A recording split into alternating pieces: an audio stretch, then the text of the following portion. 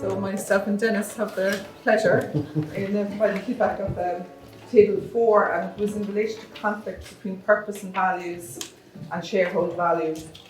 I suppose we actually started out with kind of saying, what does purpose actually mean, and is there a general understanding in organisations what purpose means as distinct from vision or mission?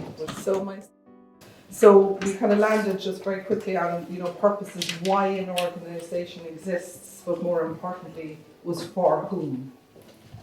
And that really brought in then the question about shareholders or stakeholders, and that was the context in which we came up with our. So the first one was really reflecting on what has been lost as a result of how we measure, today through shareholder value.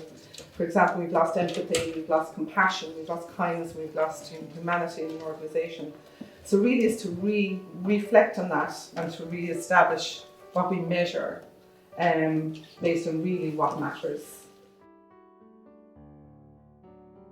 So it's really to nearly rip up the measurement paradigm today and really look at it in a much more broader perspective. Thank you.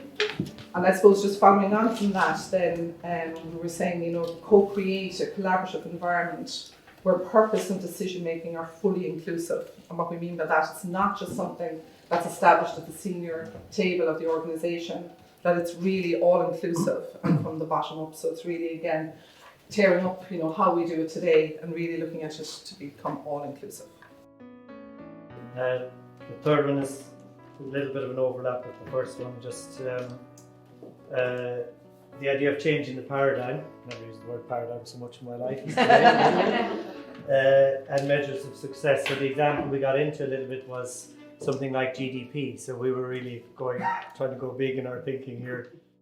And some countries around the world have challenged that and said, well, is GDP really the best measure of success of a country? And you could argue that, I think, certainly from a social perspective.